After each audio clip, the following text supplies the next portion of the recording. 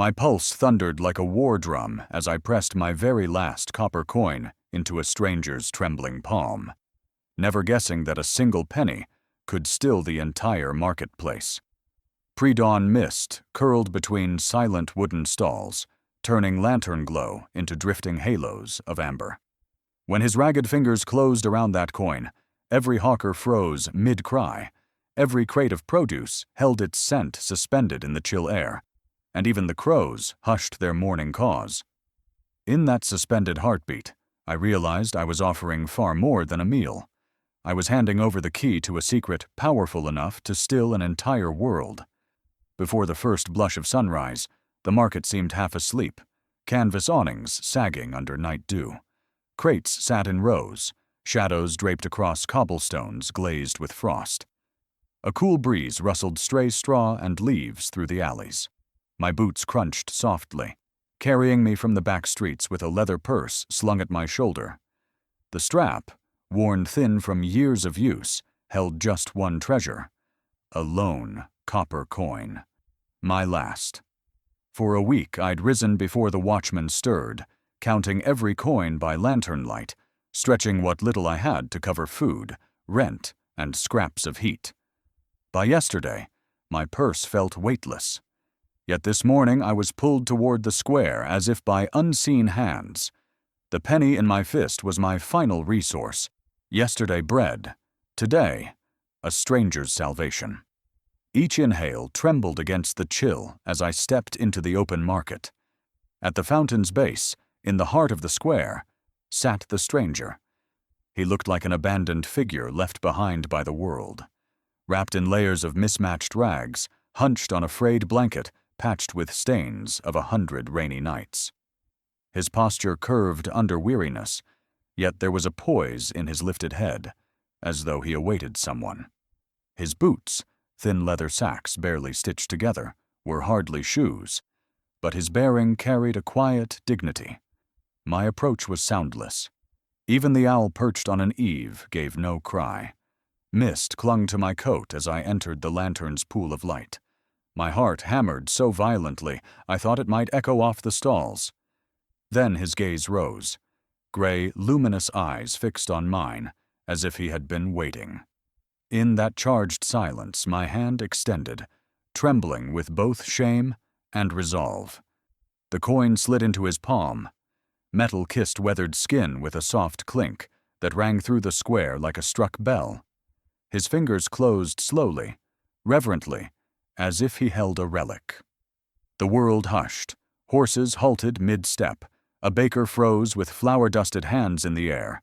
A mother leaned from her window, lips parted in surprise. Even the prowling cat beneath the citrus stall went still, tail twitching. The stranger bowed his head. A whisper escaped his lips, 2 syllables carrying oceans. "Thank you." His accent shifted between familiar and foreign, echoing of journeys I could not place. That word rippled outward. The baker lowered her hands, staring. A fishmonger dropped his net, frozen. A florist paused mid-snip, scissors hovering above lilies. The hush deepened, as though the very air weighed upon us. Then the mist thinned, and dawn's pale shaft spilled over the square, turning lavender to soft gold. The stranger's face glowed with its light, lines of hardship softened by gratitude. The coin gleamed in his palm like more than metal, like a seed. His eyes lifted, bright with tears. "My name is not what you expect," he murmured. His words hung in the air like an unspoken revelation. The spell cracked. The baker resumed kneading, this time with reverent care. The fishmonger cast his net gently. A mother drew her child inside, eyes wide with wonder. The cat padded away, mystery satisfied. But everything felt changed, charged with meaning. My purse was empty, yet my spirit full, bound to this man by a thread I could not explain. I turned to leave, but his voice called softly, urgent. "Come closer." Lantern light flickered across his features, illuminating more than his face. It revealed a truth. Dawn hadn't just broken. It had shattered an illusion. Strangers among us were not always nameless.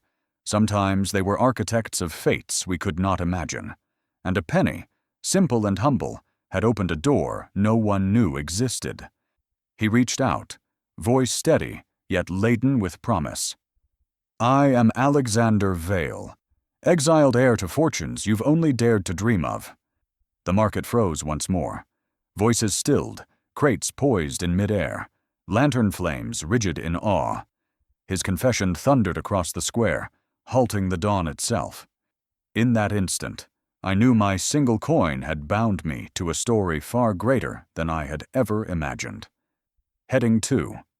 The name that echoed, approximately 1,340 words. That single word, uttered in a voice rough yet resonant, changed the rhythm of every heartbeat around us. Vendors froze mid-haggle, crates of apples suspended in mid-air, as if time itself had struck pause. The stranger lifted his head with quiet authority, and my chest locked tight. Whispers rippled through rows of produce. How could a beggar hide such power? The square stirred awake with dawn. Vendors arranged pears, fish, and fragrant spices, their voices practiced from years of morning commerce. Lanterns diffused gold across the cobblestones while mist curled at the square's edges, lingering like a shy guest. Yet though the market should have felt ordinary, every sound seemed charged with anticipation. At the fountain's edge, the stranger still sat, but something had shifted. The tattered coat of patchwork rags no longer looked like ruin. In the new light, it resembled a disguise peeled back by truth. His posture had straightened, dignity seeping through the seams of his rags. A figure reborn, haloed by lantern light and early sun. I lingered at the fountain's rim, its stone slick with condensation. Nearby, a crate of oranges gleamed, their skins bright as coins. The man closed his eyes briefly, lifting his face to the sun before meeting my gaze. His eyes held not just gratitude, but fathomless knowledge, like someone who had carried too many secrets. Then, silence. The kind that bends time. A fishmonger froze mid-throw, his net hovering above silver fish. A baker's tongs stopped between dough and oven. A seamstress paused with silk in her hands. Even the stray cat halted, tail flicking once. All of us suspended, waiting. He spoke. Alexander Vale. The words dropped like stones in a still pond, their ripples touching every ear. My knees weakened. That name belonged to halls of marble, etched on gilded plaques, spoken in hushed tones of power. And here it was, uttered by cracked lips beneath rags. The dissonance struck like a thunderclap. My breath faltered, my pulse hammered. The crowd shifted in disbelief. The fishmonger lowered his net cautiously, as though he'd glimpsed a ghost. The baker exhaled, flour dusting her apron. The seamstress blinked and stepped closer. Even the cat leapt to the fountain's edge, cocking its head. I swallowed hard, my voice barely audible. You're Alexander Vale." He inclined his head, confirming the impossible. "Yes, I came here to remember what it felt like to be one among many." The square exhaled as one. Skepticism flickered in some faces, but awe overtook most. A grocer touched his brow in respect. A cluster of shoppers murmured prayers. A child clutched her mother tighter, eyes wide with wonder. The man who had begged for coins now stood revealed as an heir. The coin in his hand gleamed like a crown disguised in copper. The rags draped around him seemed regal now, like a king's cloak tested by humility. Questions raced through me. How had he survived exile? Why return here, to this square? Why reveal himself now? But before I could ask, he spoke again, voice steady, yet carrying scars. "My exile began with betrayal," he said, fingers tightening around the coin. "My father's council conspired against me. They seized the throne, shattered my family's fortune, and scattered faith in our name." He leaned against the fountain, the coin pressed like a talisman in his palm. I fled, believing all would forget me. But when I returned as a pauper, I found kindness endures where power fails. His words pierced me. This was no ordinary exile. It was a fall from unimaginable heights. He had once lived among kings, yet sat here to test compassion's endurance. Around us, the crowd's suspicion softened. Vendors leaned closer, drawn by truth, spoken with rawness. I forced myself to answer, though my throat constricted. Your people. They still remember you. They welcomed you without knowing your name. My voice trembled, but held conviction. A faint smile touched his lips, gratitude flickering across his face. The square breathed again. The fishmonger resumed his calls, though softer, reverent. The baker kneaded dough with renewed purpose, as if shaping more than bread. The seamstress folded silk with care, casting second glances at the fountain. A breeze lifted dust into swirls of gold, unveiling the market's colors more vivid than before. Then he pressed the coin into my hand. The reversal jolted me. What I had given in anonymity now returned as a pledge. This coin, he said softly, reminds me that true wealth lies not in vaults, but in the hearts of those we serve. The words rang like a vow. He stepped back, ragged cloak fluttering like a banner reclaimed. Join me, he urged, voice low but unshakable, as I rebuild not just my legacy, but our shared future. A hush swept the square. Vendors exchanged glances. Mothers drew their children close. Eyes shone with hope and trepidation alike. The choice he offered was larger than one man's redemption. It was a summons to reshape everything. He beckoned me closer, voice low yet unwavering. Follow me, and together we will reclaim what was stolen and rediscover the promise this market represents. The square leaned in, every chest tight with breath. Lantern light flickered on hopeful faces, eager to witness rebirth. And as Alexander Vale turned from the fountain, I knew my choice. Step forward into destiny, or retreat into a world forever changed. He didn't demand gratitude. He pressed a black-edged card into my hand, an invitation into halls I never imagined entering. Its weight carried both promise and peril. No logo, just initials glinting in gold. My boots, still crusted with market mud, echoed through winding alleys. A hidden door creaked open, and a doorman's puzzled stare met my rags. Moments later, I stepped beneath crystal chandeliers. Acceptance meant crossing an unbridgeable divide. The card sat heavy in my palm, edges crisp and black as midnight. The intertwined letters AV gleamed faintly in gold, pulsing with an unspoken authority. By the time I slipped from the square, the dawn's hush had given way to routine, yet the card's presence lingered like a command. I followed narrow alleys I barely knew, walls stacked with crates of wilted greens and broken barrels, air thick with damp decay. Each splash of my boots through puddles echoed the hush I carried from the market. The purse at my side was lighter than ever, yet the card in my hand felt heavier than gold. At the alley's end, where moss-green stone met rotting beams, I found a door nearly hidden by crates of chipped spice boxes. Brushing them aside, revealed a dark wood panel etched with iron vines and a brass knocker shaped like an open hand. With trembling fingers, I rapped twice. The sound reverberated like a drum through the empty lane. Moments later, the door cracked open. A tall doorman in a black tailcoat appeared, white gloves gleaming against the alley grime. His brows lifted at the sight of my mud-caked boots and threadbare coat. He clucked softly, half reproach, half curiosity, before stepping aside with a bow.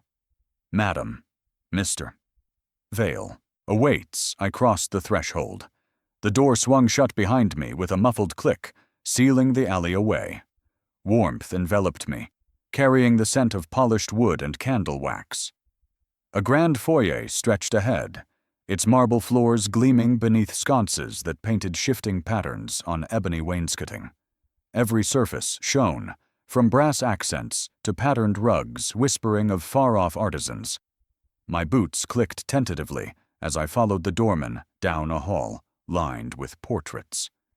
Stern patriarchs and matriarchs stared from gilded frames, eyes following me with cool detachment.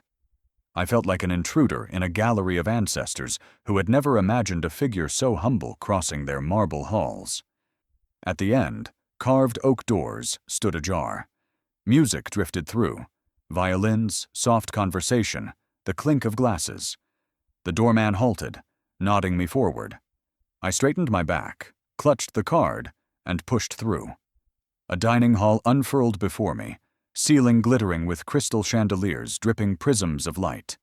Rows of polished mahogany tables stretched beneath floral arrangements, every plate gleaming, every glass catching the shimmer. Candlelight warmed the vastness, yet the air carried an almost sacred hush.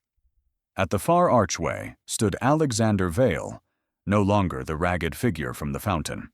He wore a velvet tuxedo edged with silver thread, burgundy cravat fastened at his throat. A single pearl cufflink glinted like a secret signal. Still in his hand, he held the coin, pinched as though it were both anchor and crown. He nodded to me, raising his glass. The chatter dwindled into silence. Cutlery stilled. Candles seemed to burn steadier. Dozens of eyes turned my way. Merchants, magnates, people of influence, measured me in silence. My cheeks burned. My boots and coat marked me as out of place, yet his gaze urged me forward. Each step across the marble floor felt like a dream.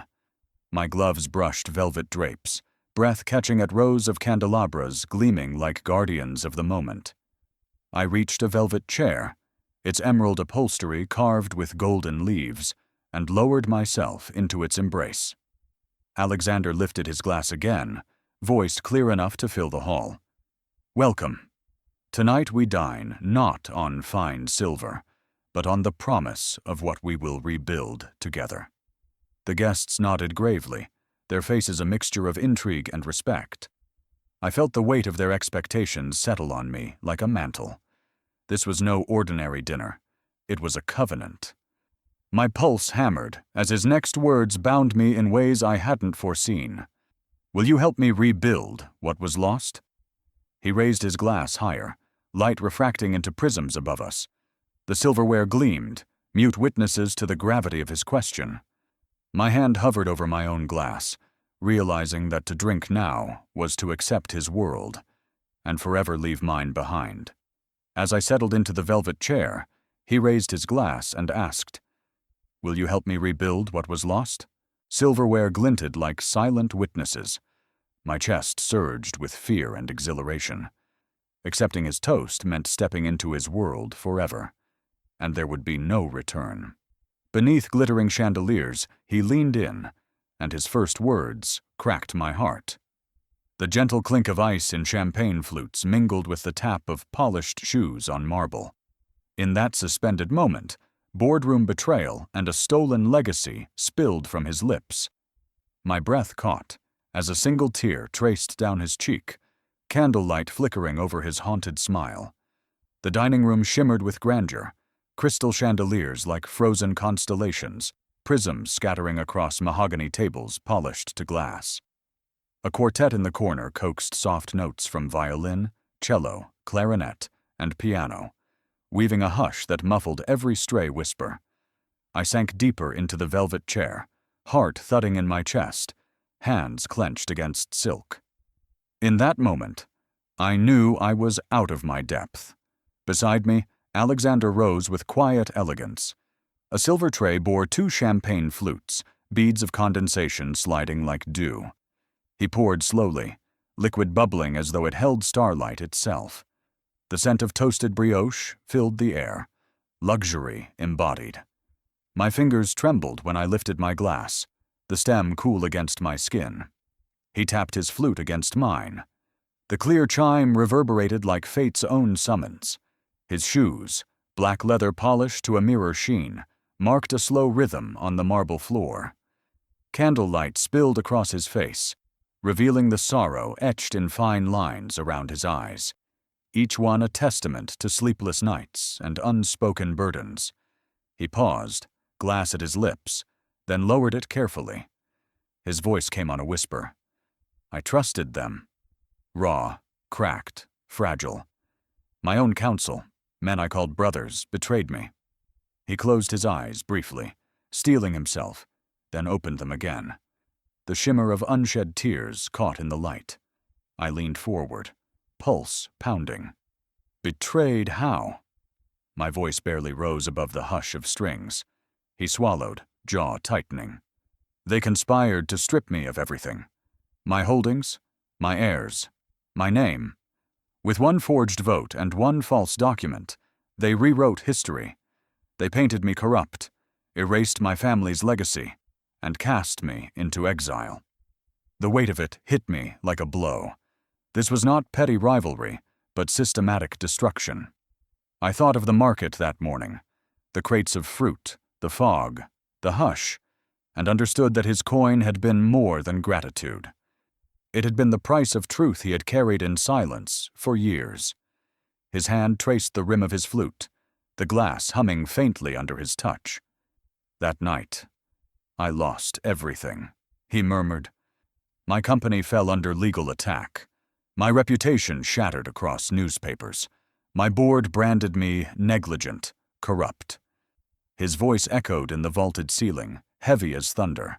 My throat tightened, eyes stinging. The man before me, regal even, in despair, had been hollowed out by betrayal. I saw not only an heir stripped of power, but a soul stripped bare. The quartet's tune shifted to a minor key, sorrow curling through the air. He raised his glass again, gaze fixed on me. I came here to remember what it felt like to be vulnerable, to taste kindness not earned by title, but given freely. Your penny reminded me. Mercy outweighs fortune. His words lodged deep. I thought of dawn mist, of lanterns flickering in silence, of the coin sliding from my palm. My small act had carried more weight than I ever knew.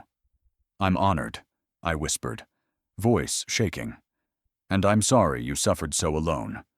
He nodded once, a small gesture more powerful than a speech. Lifting his glass, he held it as acknowledgement, not of wealth or grandeur, but of shared humanity. We drank.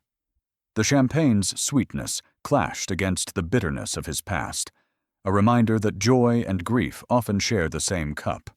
Around us, murmurs of conversation returned, but softer, subdued, as if even the guests sensed something sacred in what had passed.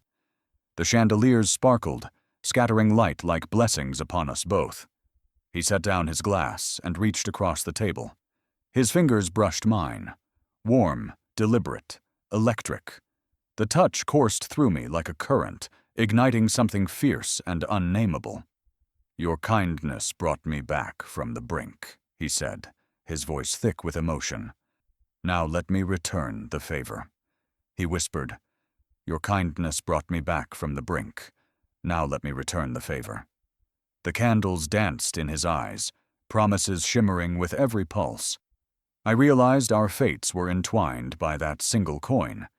In that breathless hush, I knew there was no going back. Our destinies had been sealed together. His empire's ghosts rose with each hushed confession, debts, betrayals, broken trusts haunting every gilded surface. Faded contracts clung to velvet-paneled walls, their ink nearly vanished, but their wounds still raw. Photographs of fallen partners lined mahogany shelves, proud faces now silent testaments to ambition's price. His voice cracked as he named every lost alliance, and I placed my hand over his in solemn solidarity. The hush swallowed even the clock's steady tick, as if time itself dared not interrupt this reckoning.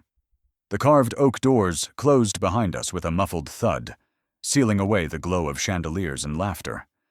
The air inside his private study was heavier, cooler, thick with the residue of years unspoken. Burgundy velvet draped the walls, lantern sconces flickering weakly, their flames swaying against the hush. My boots sank into the woven carpet, every step muted, swallowed whole. The first wall I saw was lined with framed contracts. Once pristine parchment now yellowed, signatures fading, ink brittle as autumn leaves. I stepped closer, fingertips brushing the grain of a document. His name arched across the bottom, proud once, now hollow.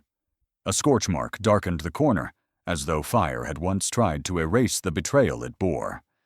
Across the room, portraits loomed. Sepia-toned faces, frozen in gilt frames, stared down from polished shelves. Each name I knew: Thaddeus Crowley, boyhood friend turned financier; Eleanor Dean, visionary investor whose faith had expanded his empire; Marcus Lynn, logistical genius who built networks across oceans. Their eyes, once bright, now peered like echoes of ambition gone sour. Alexander paused before Eleanor's portrait. The glass caught lamplight, hiding secrets. His hand lifted but stopped short of touching it, trembling slightly. "They believed in me," he said, voice low, almost breaking. "I repaid them with exile." His shoulders rose and fell. The silence pressed deeper. Even the clock hesitated before its next tick. I stepped nearer, words faltering. "None of this betrayal is yours alone to carry." My hand found his sleeve. The fabric was smooth, tailored, but beneath it trembled the weight of grief. He looked at me with a fleeting flash of gratitude. He moved us toward a desk carved of oak, scarred by use, its surface cluttered with ledgers, quills, loose papers. At the center lay a book, thick, bound in leather, darkened with age. He swept aside a family crest inkpot and opened it. The spine groaned, revealing pages lined with names and numbers. Columns marched down in careful script. Millions shifted overnight, fortunes erased in silence. Margins hid notes in euphemism, emergency distribution, consulting fees, strategic acquisitions, masks for bribes, thefts, betrayals. My breath caught when my eyes traced Eleanor Dean's name, her fortune marked as diverted. "Market Stability Fund," the note read. "Never dispersed." Alexander's hand hovered over another entry. His finger touched Marcus Lynn's line, barely visible now. This payment, his retirement trust. Stolen, liquidated, spent on lobbying. His eyes looked distant, voice cracking. "These are not debts. They are wounds." The words trembled in me like aftershocks. This was not just a ledger of loss. It was an anatomy of betrayal. I looked at him, saw the lines in his face carved deeper by guilt than time. "You can't simply regret," I whispered. "Their faith deserves more." The book shut with a dull thud, covers meeting like a tomb sealed. He slid it toward me. The leather was cracked, cold. Each entry bore a life, a friendship, a loyalty turned ruin. The weight of it pressed my palms, heavier than gold. A draft stirred velvet curtains, chilling my spine. The ceiling above seemed to stretch higher, cavernous, as though the room itself recoiled from the confessions on the page. The clock finally dared another tick, each one a judgment. Alexander stood straighter, eyes shimmering with unshed tears, but voice steeled. "These secrets must see daylight. I cannot rebuild truth upon lies," he gestured to the room. The ledgers, the portraits, the contracts scarred by deceit. "Will you stand with me when I expose it?" I closed my hand over his. My glove brushed the rough leather binding and the warmth of his skin. Silence grew heavier, almost sacred. Outside the door, faint strains of the quartet drifted, a lament for what was lost, and perhaps a hymn for redemption yet to come. He slid the dust-coated ledger toward me. "These secrets must see daylight. Will you stand by me?" The leather creaked as if echoing the lives recorded inside. Every name held power, ruin, and unfinished stories. In that moment, I knew I could not walk away. Behind a false wall lay vaults of dormant wealth, tens of millions, frozen in shadow. I heard the click of ancient locks echo through the basement corridor, each sound a promise of buried destiny. My flashlight beam danced over gold-rimmed ledgers and sealed deeds, their bindings brittle, but their value undiminished. His reverent fingertips brushed away layers of dust to reveal certificates of ownership, and I felt my breath catch at the scale of fortunes forgotten. We descended a spiral stair from the study into chill air that smelled of stone and metal. At the end of the passage, Alexander pressed a latch hidden in oak paneling. The wall shifted, revealing a narrow tunnel lined with flickering lamps. The panel closed behind us with a final click, cutting us off from the house above. We turned into a vaulted chamber. Iron doors ringed the walls, each embossed with the Vale crest. Alexander drew a brass key, worn smooth by time, and turned it into the first lock. The mechanism groaned, then yielded. Inside, shelves towered to the ceiling, sagging with ledgers bound in leather, their spines pressed with gold. Vale Holdings, 1923 Eastern Expansion, 1938 Philanthropic Endowment, 1945. My hand brushed one title, and dust swirled like a ghostly sigh. Each ledger marks a chapter, Alexander whispered. Chapters long closed, until now. My beam swept deeper. Glass cases displayed land deeds, mineral rights, shipping charters, sealed with wax and stamped with forgotten authority. In one, a parchment read, Grant of Silver Mines, Nova Peritia, 1887. His great-grandfather's signature curved across the bottom. This mine funded our first factories, Alexander said, brushing the brittle page. Declared lost, yet preserved here. At another door, a smaller brass key turned. Crates marked Vale Triery waited inside. He pried one open, straw shifted, and sovereigns spilled in golden waves. The crest gleamed on each coin. Alexander weighed a handful in his palm. Hidden during the rebellion, he murmured, meant to finance our return. Secrecy outlived memory. I walked between crates stacked with ingots, each stamped with dates, 1892, 1907, 1914, eras solidified in metal. On a nearby table sat a ledger. Interest and accruals. Account 1874. Its columns tracked compounded dividends and reinvestments across a century. The sums swelled beyond comprehension, proof that the fortune had grown silently while the family fell. Alexander closed the ledger with reverence. Everything we need lies here, he said, to repay debts, to rebuild trust, to begin again. Responsibility hung in the air heavier than gold. We moved to a final safe inset in stone. Its steel face bore sigils of authority. He fitted key after key, spun a dial, pressed his shoulder, and the door inched open. The stale breath of sealed paper drifted out. Then the sirens screamed. Red lights strobed across the chamber, dust whirling in the alarm's pulse. A metallic voice boomed. Security breach detected. Auditors dispatched. All evidence will be seized. The vault itself seemed to tense, as though the house had awakened to defend or devour us. Footsteps pounded above, sharp and closing. Alexander snapped ledgers into a satchel, scooped deeds into my hands. These are spine and heart, he said. He pried a velvet pouch from a chest, pressed it to me. The original signet. Without it, we are only storytellers. With it, successors. The siren hammered, each pulse shorter, louder. His eyes found mine, calm even in urgency. We had uncovered salvation, yet triggered the storm waiting to claim it. Just as we pried open the final safe, alarms blared. Auditors on their way to seize every scrap of evidence. The vault door groaned in warning. Footsteps thundered down the hallway. We had unearthed salvation and triggered a storm. A single auditor's memo threatened to snuff out our dawn of redemption. Under fluorescent lights, the words non-compliance burned like a brand on glossy paper. His steady hand gripped my shoulder, an unspoken vow we would not yield. My voice echoed as I declared, "We'll fight this." The elevator groaned as it carried us upward, each ding a countdown to the tribunal waiting above.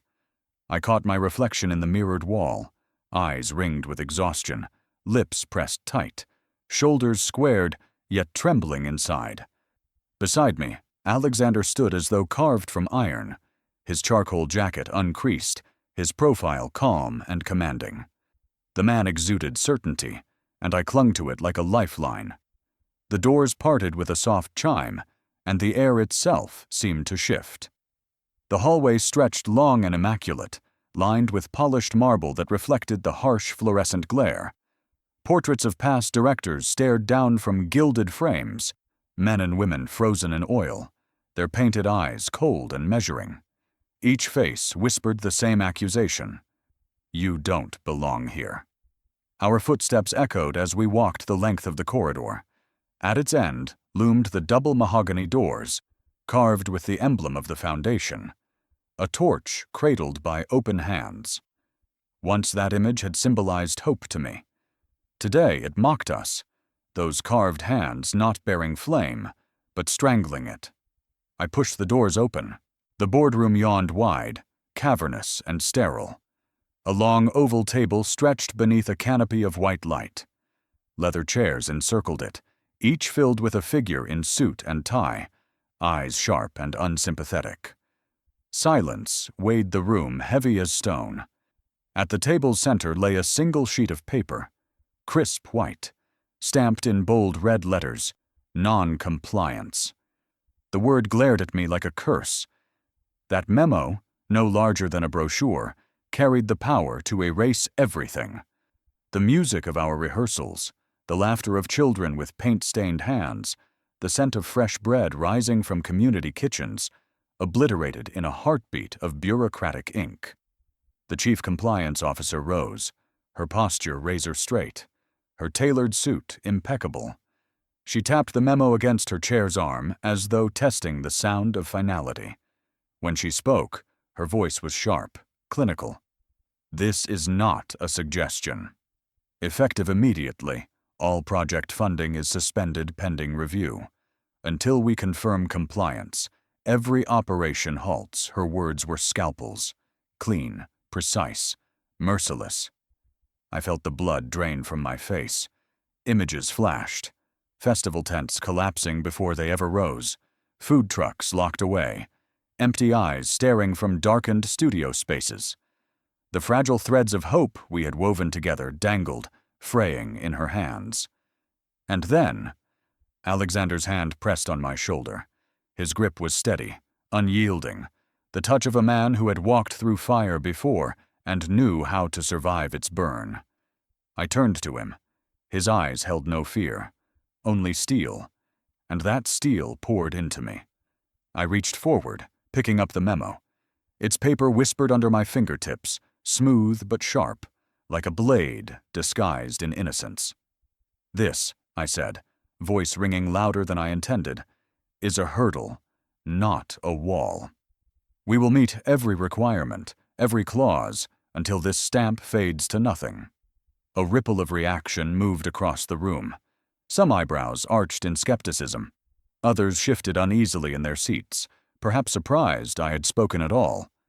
A woman at the far end, legal counsel with glasses perched low, pushed forward thick binders. They landed with a thud, the sound echoing like a gavel. Vendor contracts missing, risk assessments incomplete, expense reports flagged for irregularities. She tapped her pencil against the files, each strike a drumbeat of condemnation. "This will take weeks." Alexander straightened, his voice calm but forged from steel. "No vendor uncalled, no record unchecked. Weeks are a luxury we do not need. We will deliver faster." His gaze swept the table, daring anyone to argue. None did. A current of grudging respect seemed to stir. I leaned forward. "Then grant us immediate access to archives. Provide direct liaison with your audit teams. To withhold cooperation would waste what little time remains." The chief financial officer leaned back, lips curving into a faint smile that was not kindness but cruelty dressed as courtesy. "Very well. You have 48 hours, 48 hours. The words slammed into me like iron gates closing. 2 days to move mountains of paper. 2 days to preserve not just a project, but a promise. Before I could respond, The phone on the table buzzed. A secretary's voice crackled through the intercom. 2 audit teams inbound. Arrival within the hour. Prepare for documentation seizure. A shiver ran through the room. Even the executives exchanged glances. The specter of bureaucracy was no longer theoretical. It had taken flesh. Men and women with briefcases and authority were on their way, ready to lock doors, seize files, and strangle our dream in red tape. My breath caught. The memo trembled in my hand. But Alexander bent close, his whisper fierce and urgent. "We go to the source." He released my shoulder and turned toward the door, stride long and purposeful. I followed, pulse pounding, leaving behind a room heavy with stunned silence. The click of the door behind us felt like severing chains. Yet ahead, new shackles waited. The fluorescent corridor stretched out before us. With every step, the weight of 48 hours pressed heavier. Yet beneath that crushing pressure, a strange fire kindled in me. This wasn't merely survival. This was war. The auditor's knock rattled the boardroom door behind us. My heart thundered with defiance. Bureaucracy could be challenged by conviction, and we were about to prove it. In a hidden war room, data and determination forged our strategy to reclaim the future. Holographic blueprints glowed across dark faces, tracing every possibility. The CEO's voice thundered, "This is her vision! Ignite it!" The stairwell beneath Grant Tower spiraled into shadow. Each step took us further from polished marble, fluorescent glare, and portraits of judgment, and deeper into the hum of unseen power. The air cooled, damp with concrete dust, vibrating faintly with the hum of servers below. My hand brushed the cold steel railing as Alexander strode ahead, unhesitating, his figure cutting through the gloom. At the bottom, he paused before a heavy steel door, its surface scarred with scratches, its edges humming faintly with electricity. He pressed a coded sequence into the keypad. The lock clicked, the door hissed, and it swung inward with a rush of cool, recycled air. The room beyond stretched vast, a chamber that felt part bunker, part cathedral of light. Screens lined the walls from floor to ceiling, their glow spilling across hunched figures in suits, shirt sleeves, and volunteer t-shirts. At the center hovered a massive holographic table, its projection spilling a living map of the city in neon wireframe. Streets, alleys, rooftops, every detail hung suspended in glowing lines. The space pulsed with energy. Architects clustered around the hologram, styluses darting through the air like swords. With each stroke, glowing structures blossomed, a row of mobile kitchens, a festival stage rising like a beacon, evacuation routes branching like veins. Every adjustment rippled across secondary screens, cost recalculations, supply chain diagrams, labor shifts. It was urban planning, transformed into battle strategy. In one corner, lawyers huddled around flowcharts that sprawled across giant touchscreens. Their fingers darted through branching boxes labeled permits, insurance, liability, zoning. Their murmurs cut sharp.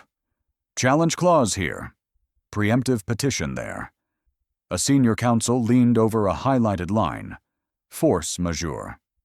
They could weaponize this against us, she said. Rewrite it. Now fingers flew, drafting rapid revisions, fortifying our mission against sabotage cloaked as legality. At long tables against the wall, volunteer coordinators manned headsets and laptops, their voices rising in urgency. One connected with retired teachers, promising to rally students at dawn. Another confirmed street musicians ready to march with instruments. A third juggled spreadsheets mapping buskers, food trucks, and mobile clinics. Each cell filled with a name or shift was another soldier in our unseen army. The soundscape was a symphony of purpose, typing keys, murmured strategy, the faint hum of servers, the scratch of styluses against glass. Above it all, Alexander's presence dominated. He strode to the central hologram, lifted a handheld remote, and zoomed into key intersections. With a sweep of his hand, Glowing zones flared green. Here, the kitchens. Here, the art walls. Here, the stage. His voice boomed, reverberating through the chamber. He turned to the crowd, his eyes blazing with fire. "This is her vision. Ignite it!" The words crashed through me like thunder. For a heartbeat, I stood frozen. Faces turned toward me, waiting. My chest tightened. I thought of the copper coin glinting in that stranger's palm, the spark that had birthed this storm. I stepped forward. My fingers brushed glowing streets on the hologram, weaving invisible threads. Caravans enter here, merging with artists here. Medical tents by the fountain. Beside the stage, I spoke not just in logistics, but in stories. Each kitchen feeding children, each mural breathing color into blank walls, each note of music rekindling pride. Tactical officers leaned in, capturing commands. Their tablets blinked alive, dispatching orders in real time. Within seconds, phones buzzed in volunteers' pockets across the city. Hashtags exploded online. Local radio stations blared teaser announcements. Our rebellion was no longer confined to this chamber. It rippled outward, unstoppable. Suddenly, a feed hijacked the largest screen. Grainy, shaky, but unmistakable. Neighborhood elders standing in the dim light of dawn, lifting a hand-painted banner. Vale Kitchen will rise again. Their voices cracked with age, yet strong, echoing through our speakers. The chamber fell silent, except for their chant. My eyes burned. Tears spilled unchecked. These were not just plans. This was life. This was faith incarnate. Alexander pressed his palm against the console. A row of buttons glowed, waiting. Mobilize teams. Alert press. Activate festival. He pressed the first, and the hologram pulsed green. Volunteer rosters cascaded down every screen. Names, contact numbers, assignments. Confirmation after confirmation scrolled until the chamber hummed with momentum. Next, he commanded. Alert press. Screens flashed with draft headlines. Rebirth of the market. Community rises. Journalists pinged back with interest, some already dispatching photographers. Finally, activate festival. A low hum reverberated as the hologram shifted, red lines melting into gold. The words, Operation Phoenix Rising, blinked across every display, crowned by a countdown clock marching inexorably toward dawn. The room went still. All chatter ceased. Every pair of eyes, lit by holographic glow, turned toward the countdown. Breath slowed, hearts quickened. The silence was not fear, but reverence, the final inhale before a leap into battle. I looked around the chamber. Lawyers with tired eyes, architects with ink-stained sleeves, volunteers with sweat-damp hair. Ordinary people, yet in this moment, extraordinary, bound not by contracts, but by conviction. I drew in a deep breath, feeling the hum of machines and the thrum of human will converge. We were not resisting anymore. We were reclaiming, not just a marketplace, but a future. Alexander tapped the last command. At dawn, we strike back. The room glowed with mission codes. I braced for the dawn that would shift the balance and change everything. As first light touched the stalls, the marketplace roared back to life. Crimson and gold banners fluttered, heralding a new era. Smiles bloomed where despair once reigned. The crowd cheered as I raised my voice. Our city's soul was reborn. The mist clung stubbornly to the cobblestones, a pale shroud, muffling sound and sight. I reached the edge of the square as dawn stretched its first tentative fingers across the horizon. The air was crisp, filled with the earthy scent of damp stone, mingled with wood smoke from distant chimneys. For weeks I had walked through this square when it was silent, broken, abandoned. Now before my eyes, it stirred. Lanterns flickered out one by one, their glow surrendering to a horizon painted with strokes of rose and gold. From shadowed corners emerged the sounds of preparation, the squeal of cart wheels rolling into place, the hammering of nails securing fresh signs. the murmur of voices thick with anticipation. It was the sound of life returning, hesitant, yet unstoppable. Stalls, once drab and rotting, now gleamed with fresh paint. Crimson and gold canopies snapped in the dawn breeze, catching the light so that the square seemed alive with fire. The Vale Foundation emblem, torch in hand, shone proudly from each awning. Above, banners stretched. Between lampposts proclaimed our creed, from ruin, we rise. I stopped at the first cart, overflowing with flowers. Bouquets of lavender and rosemary, tied with twine, spilled color into the air. The vendor, a woman I remembered selling wilted greens months ago, looked up. Her eyes brimmed with joy as she pressed a sprig of sage into my palm. "For luck," she whispered. The weight of her gift nearly undid me. Across the square at the newly restored fountain, Alexander stood tall. The marble basin, once cracked and dry, now shimmered with water drawn from refurbished cisterns. The spray caught the morning light, scattering jewels into the air. Children squealed and reached for droplets as Alexander handed out small packets of heirloom seeds, bean sunflowers, herbs. Each packet was accepted with reverence. Parents crouched low to whisper to their children, "Plant in morning sun. Water each day. Share the harvest." The instructions passed like prayer, each packet a promise that tomorrow's nourishment would sprout from today's shared labor. The crowd swelled. Cheers rose like a tide as vendors flung open shutters. A fruitmonger held up baskets of apples, polished to shine. A baker tore loaves in half, offering samples still steaming from portable ovens. A florist arranged blooms in salvaged glass jars, humming a tune of triumph. The air thickened with scents of rosemary, baked bread, fresh citrus, wood smoke, and possibility. I joined their chorus, my voice lifting above the din. Fresh artichokes, hand-woven baskets, sunflower seedlings. Grow your tomorrow today. The words were more than sales calls. They were declarations of defiance, of survival, of hope.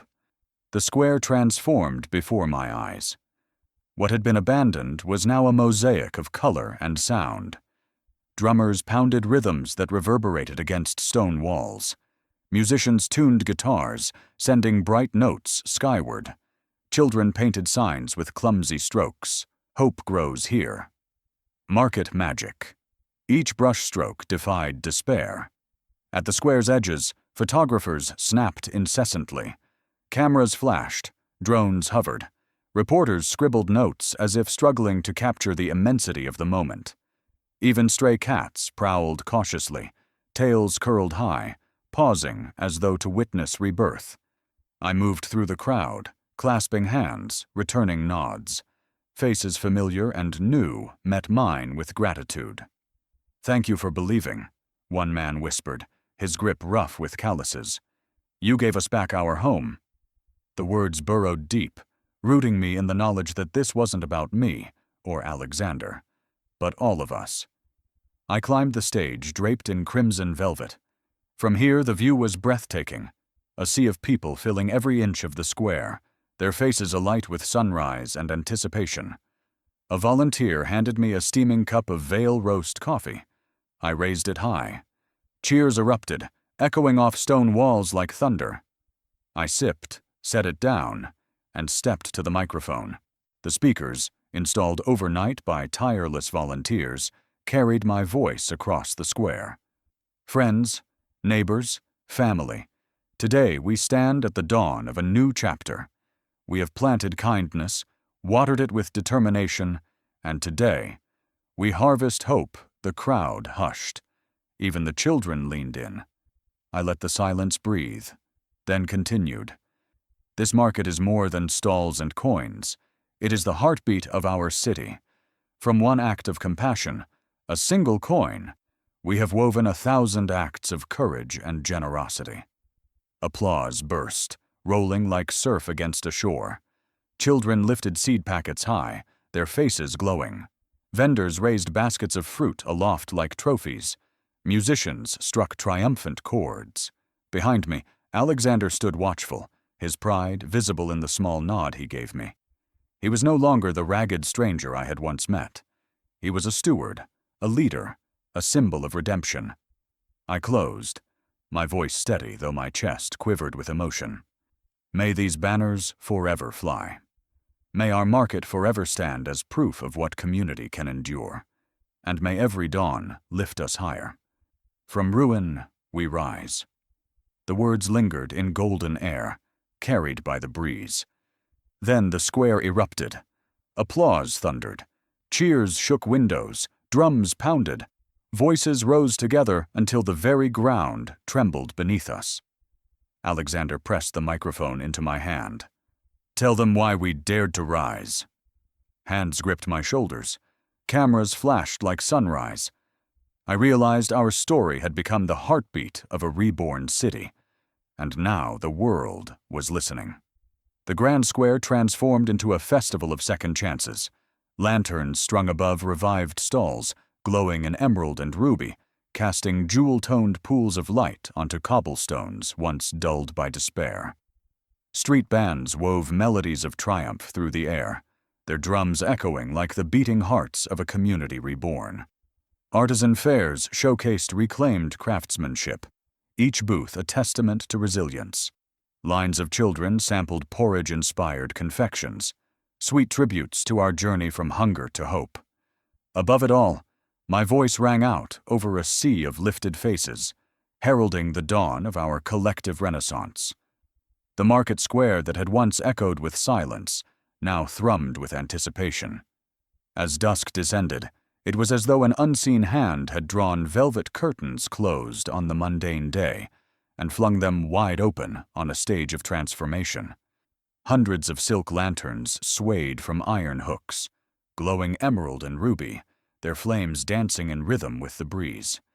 The cobblestones reflected their jewel-toned light, no longer dull with dust, but shimmering as though the earth itself had been reborn.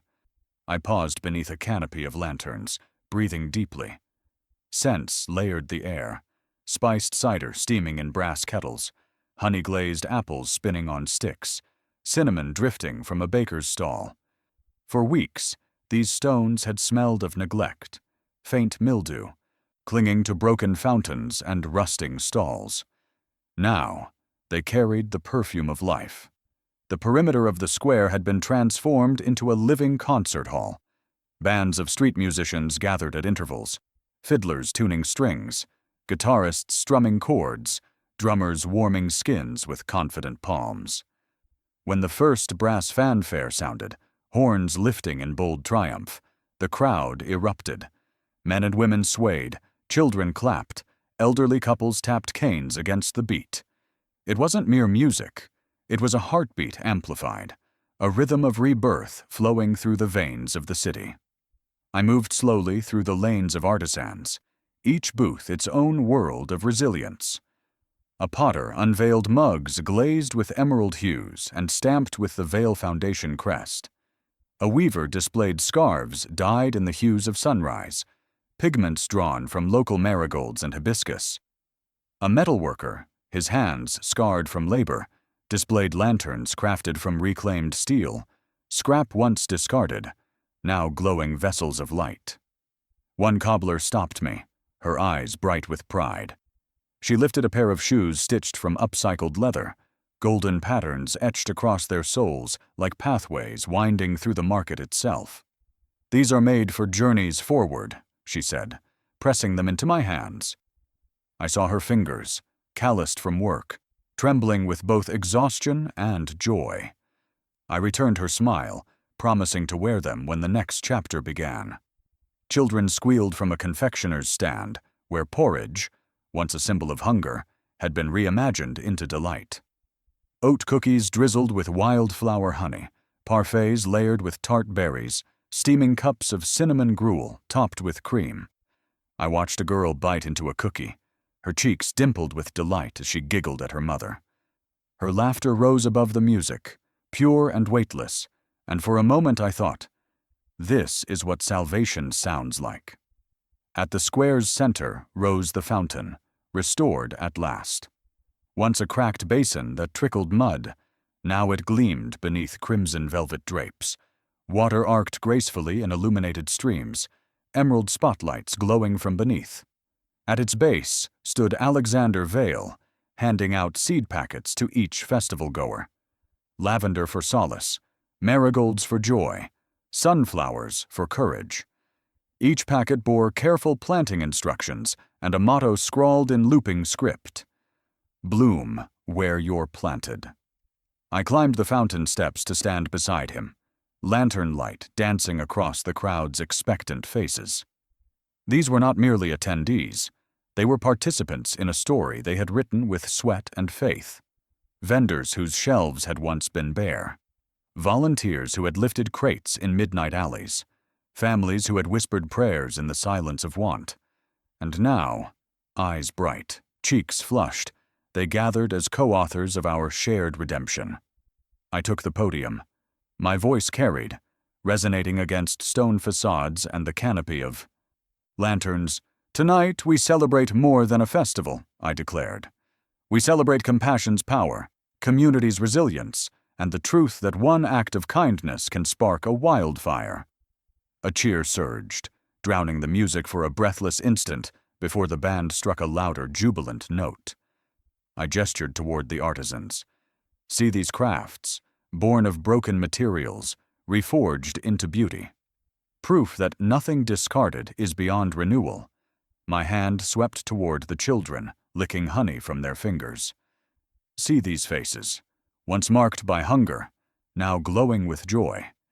They remind us that tradition can become triumph." Finally, I turned toward the musicians. They punctuated my words with a triumphant chord, strings and drums converging. And hear this harmony. Each note, a voice, each voice a part of something greater. Together, we are louder than despair. Silence followed, thick with reverence. I lifted my hands. "Let this square remind us. Renewal is not accident, but courage. May every lantern we hang, every seed we plant, and every note we sing illuminate the path for those who come after." The roar that followed shook the lanterns themselves, their flames bending in the swell of wind and sound. Families embraced. Strangers clasped hands. For a moment, it felt as though the city's fractured soul had fused. The festival did not end with my words. It blossomed further. Dancers spun folk steps beneath lantern canopies, skirts flashing ruby and green. Poets mounted small platforms, reciting verses inspired by the copper coin that had begun it all. Vendors ladled porridge thickened with spice into bowls, pressing them into hands that once trembled with emptiness. The clang of mugs toasted, laughter spilling between mouthfuls of stew. Above us, fireworks ignited. First a spark, then a trail, then explosions of gold and scarlet flaring across the night. Each burst painted the sky with blossoms that mirrored the banners below. Children pointed upward, mouths open in wonder, faces glowing with reflected fire. The crowd's roar rose to meet the heavens, thunder and drums, voices and cheers, all vibrating with one truth. We had risen. I stood at the fountain's edge, Alexander beside me. Sparks rained across rooftops, lanterns swayed in rhythm, and beneath the canopy of light I felt the festival's pulse inside my chest. This was not a finale. It was a threshold. As fireworks painted the sky, Alexander leaned close. "Tomorrow," he murmured, "we expand beyond these streets. Is your heart ready?" Sparks cascaded in golden trails. The crowd's cheer rolled like thunder. I felt destiny tugging at me, calling me to horizons far beyond the lantern-lit square. That single copper coin became the seed of a vast, giving network. Its humble spark igniting a movement that would redefine generosity. Under cathedral-like stained-glass windows, we signed a charter that bound our destinies and pledged hope to every corner of the city. Interactive charts glowed on digital screens, mapping grants to neighborhoods once abandoned by opportunity. His arm looped around my shoulders as we co-founded the Jubilee Trust, tears of gratitude glistening on beneficiaries' faces. Each signature on that parchment carried my vow to steward this legacy, etched in ink and conviction alike. The morning after the festival, sunlight poured through the tall stained glass windows of the old convent, now repurposed into a hall of philanthropy. Shards of violet, amber, and emerald shimmered across the marble floor, transforming stone into living mosaic. My boots echoed against the polished aisle as I followed Alexander into the vaulted chamber, its ceiling arched high like a cathedral dome. The air carried both solemnity and expectancy. Rows of chairs lined the hall, filled with board members, advisors, and community leaders. At the head, draped in burgundy velvet, stood a long oak table.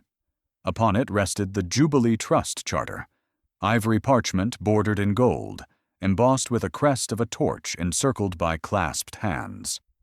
The words inscribed across its opening line seemed to glow.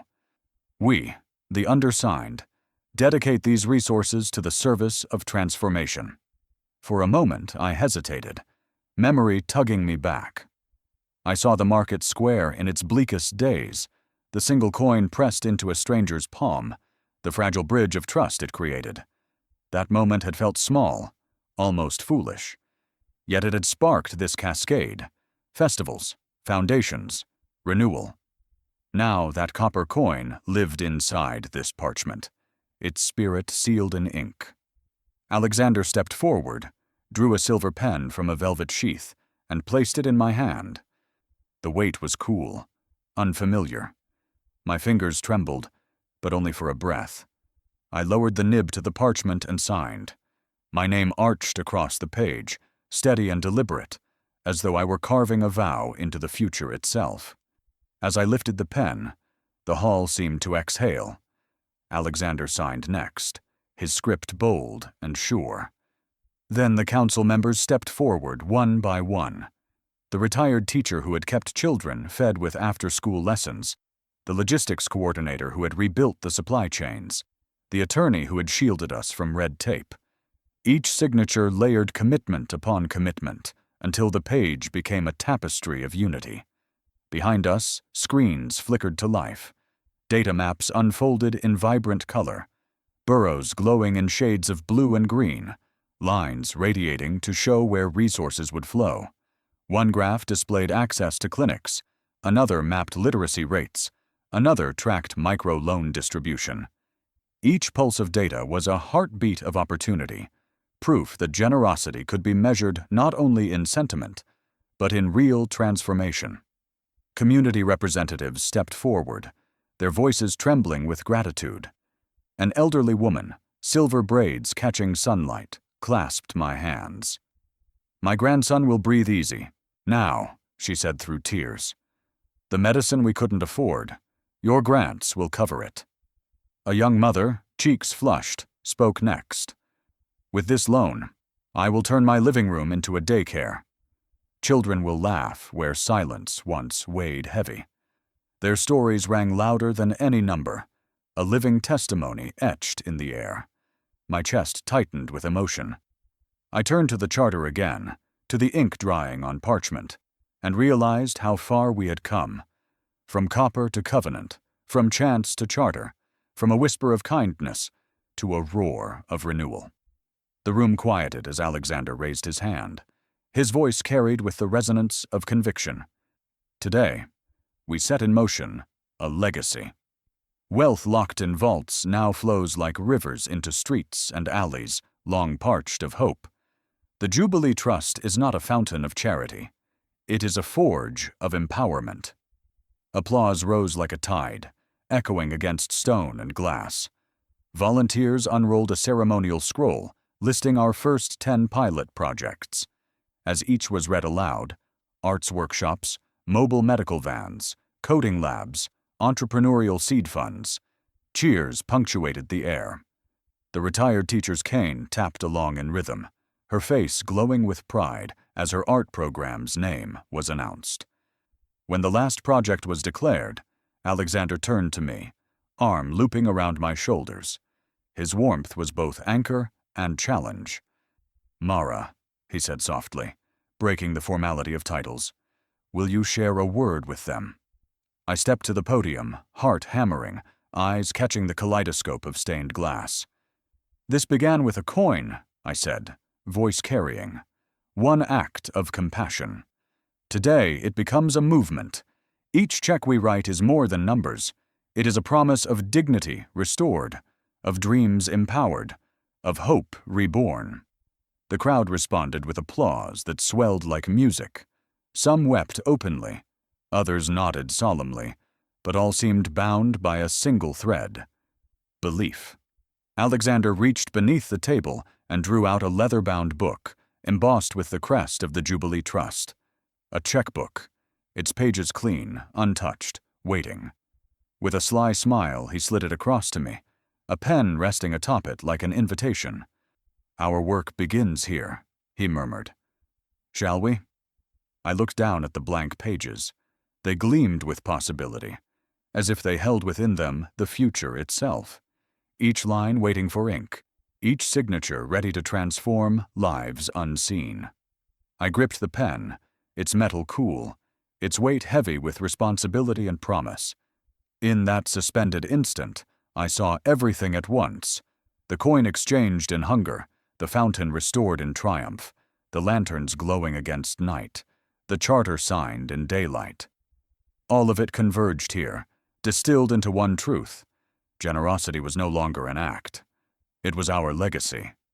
He slid me the first checkbook with a sly smile. "Our real work starts now, shall we?" The pen hovered above blank pages. Possibility shimmered like ink on the cusp of creation. I realized generosity would be our legacy, and the world would never be the same.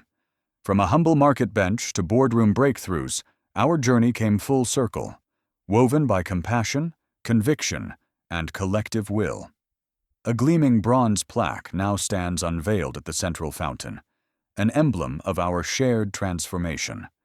A youth incubator wing bustles with life where once only dust gathered. Hand in hand, we stroll through thriving stalls beneath banners proclaiming hope restored. And in the mirror-polished brass of our legacy, I see reflected the power of one act of kindness to reshape the world. The plaza at dawn shimmered with a glow unlike any I had ever seen. Sunlight spilled over the rooftops, gilding crimson banners and casting long shadows across the cobblestones, no longer cracked and silent, but alive with color, voices, and music. Where neglect had once reigned, thriving wooden stalls now brimmed with produce, crafts, and laughter. At the plaza's center rose the restored fountain, its marble arcs glistening with water and light. Draped across its base was a burgundy ribbon that had been cut the night before, unveiling a bronze plaque polished to mirror-bright sheen. I stepped closer, tracing my fingers over the engraved words. "In honor of compassion's spark, may this fountain forever remind us that one kindness can change a community." The letters were cool beneath my palm, their permanence etched from sacrifice and triumph alike.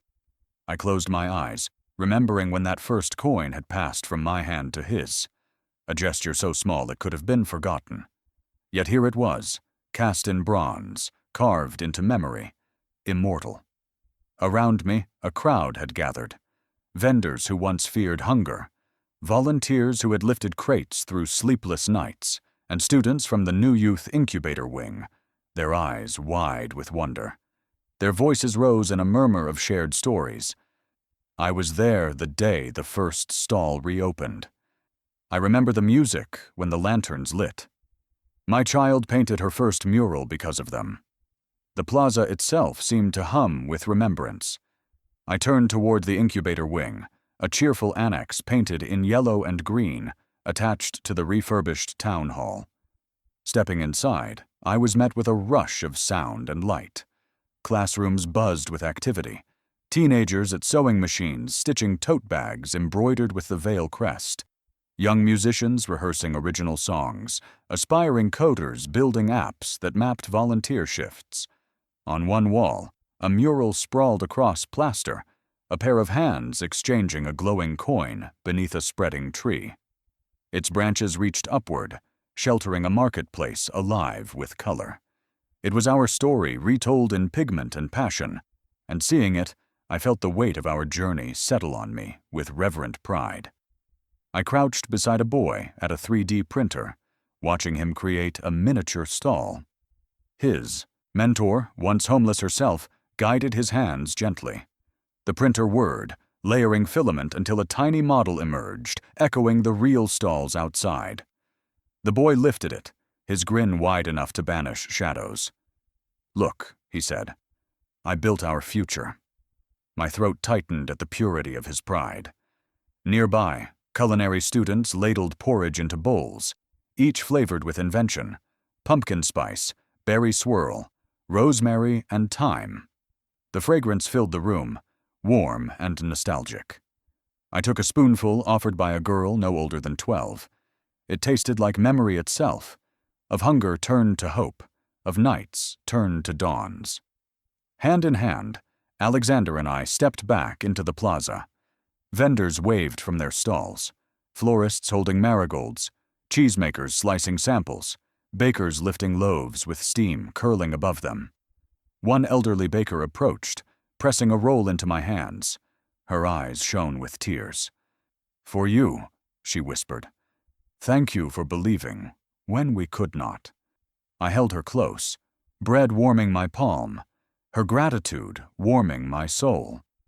Children chased each other around the fountain, their laughter clear as bells. Overhead, banners of hope restored swayed, painted with scenes by local artists. A child offering a flower, a teacher holding books, neighbors lifting beams together. Each stroke of paint was testimony, each banner a proclamation. We had risen. Beneath a pergola draped with ivy, a string quartet began to play. Their music drifted across the plaza, Bach mingling with folk tunes, high notes blending with the hum of life. The sound seemed to thread itself through the stalls, the laughter, the sense of bread and spice, weaving the square into a single tapestry. I climbed a small podium by the fountain, the plaque gleaming behind me, its reflection mingling with the faces before me. I lifted my voice. "Friends, today we stand in the heart of a reborn community. Where once was despair, now thrives hope. Where once were empty stalls, now flow abundance. And where once a single coin passed between strangers, now 1,000 acts of kindness ripple outward." The applause was immediate, swelling like surf against rock. I raised my hands for quiet and continued. "This is our legacy, not privilege, not chance, but kindness. It is proof that when we extend a hand, we build more than markets. We build futures." Names rose from the crowd, called with pride. Zara, the teacher. Jamal, the coordinator. Priya, our messenger. One by one, their stories were honored, their faces glowing. Our legacy was not in marble or parchment. It lived in them, in each story, in each transformed life. When the cheers subsided, Alexander slipped an arm around my waist. His presence was warm, grounding, steady as ever. He pressed something into my palm, a gilded card, the same one he had once offered me when everything was uncertain. "The next chapter begins," he murmured.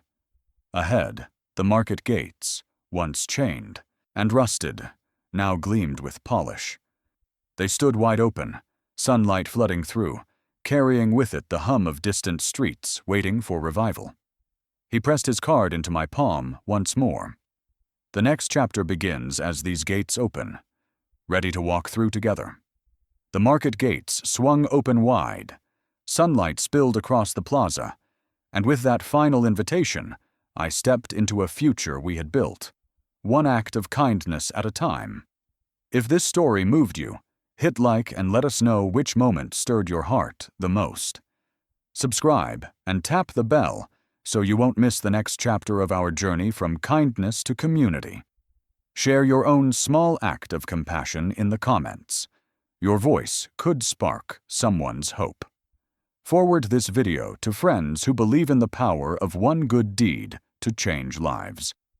Follow us on Instagram for behind-the-scenes peeks and stay with us as we build futures together.